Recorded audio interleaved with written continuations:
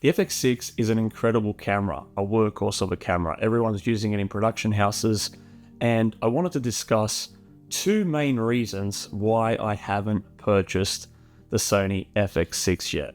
Now, besides the fact that I have an FX3, have the A7C II, the FX6 is in a league of its own. It's an incredible camera, has variable NDs inbuilt in the camera, which is something that I've always wanted and wished that they would add to one of these smaller cameras. Obviously, because of the body design and stuff, it's probably not enough room. It's understandable. But there are two main reasons, even to this day, that I haven't picked up the FX6. So I want to discuss it. Now, I'm genuinely surprised that people don't really speak about this, and I don't know why. And it's regarding the codec. On the FX6, there are two main codecs. We've got the XAVCS All-I, and we have the Lite, which is sort of like a proxy, kind of like a much smaller compressed file. Now, the All-I, while it's great, is pretty much the same quality as the XAVCS. However, it performs a lot better when there's a lot of motion. So like, for example, panning shots, everything like that, because all the files are individual. The issue is that it's double the size of XAVCS. Now, the FX3, the A7S III, the A7C II, the A7 IV, all these cameras have the codec XAVCS, and the FX3 and others also have the All-I. So for the life of me, I cannot understand why Sony would leave that codec out. It's an amazing codec, it works super well, and the file sizes are much smaller than the All-I. So this is one of the reasons I haven't picked up the FX6, and I thought surely one day maybe Sony will bring a firmware update and add it in. I don't know if it's more than a firmware update. If someone can explain, I'd love to know, but it just doesn't make any sense to me why they would not put it in such an amazing camera. You got the the ND filters, the variable NDs inbuilt. You've got this amazing sensor. The FX6 is a beautiful camera. Like, while it's a bit chunkier than an FX3, I would still love to have it in my kit. That would be my main go-to camera for corporate commercial events. But because of this main feature, it just kind of threw me off, and I really want to understand what Sony was thinking not to put this in the Sony FX6. Or even, I just realized, it doesn't even have H.265 options. You can't even shoot H.265. At the very least, if you could, the file sizes will be a lot more compressed, but still retain the quality, and they would be smaller sizes. So yeah, I don't know for the life of me why they left it out. I feel like it's a real missed opportunity, and it doesn't make any sense.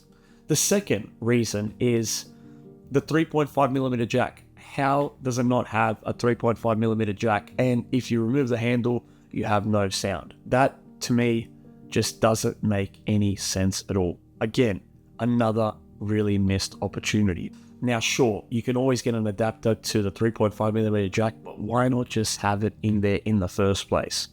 This is something I would really like to see if there is ever a Mark II of the FX6. Again, it's not to put it down by any means. It is an absolute beast of a camera, incredible specs, everything like that. It's just, it blows my mind that it doesn't have XAVCS. I don't know about you guys, but for me, that's honestly a deal breaker. I mean, like, they've got on special right now at George's Camera here in Australia, selling for $8,800, which is great, amazing. But that codec makes such a big difference for filmmakers like myself, solo run and gun filmmakers that need that space, instead of getting double storage for what's essentially the same image, especially when you're doing talking pieces, events, everything like that. It makes no sense at all not to have it. For me personally, if they had that in, I probably would have had an FX6 right now filming me, and it would have been amazing. Because I do a lot of stuff outdoors, and sometimes, I don't like just chucking the filter on, removing it. It's just a nuisance. You guys know, and especially when you're running gun situations. But if we had the FX6 with the variable NDs and the XAVCS codec, my God, what a game changer that would be. At least for me personally. I don't know if you guys feel the same way. I just haven't seen a lot of people talk about that, and I don't know why. For me personally, it's such a big deal.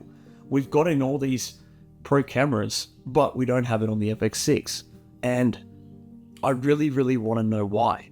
And if anyone has an explanation to that, I'd love to know. I just don't know, how do you justify not putting in a great codec that, you know, takes up a lot, like half of the storage space of what XAVCS All I does, when it's literally the same. So yeah, if anyone has an explanation, please tell me, because I want to know. But besides that, like, honestly,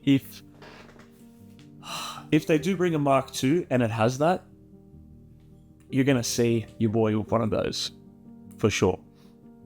For me, it's all about elevating your game. It's not like we need 6K. While 6K would be nice, but the codec, but the aspect of having that where I know I can, you know, retain storage and still have an amazing quality image out of this beautiful camera is such a big deal for me.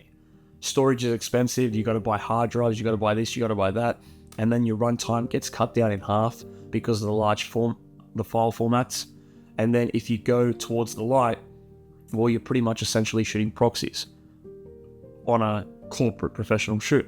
And the thing is, when you have double the storage, or it's taking double the storage, you're going to have to start charging the clients more, which is not necessarily a bad thing.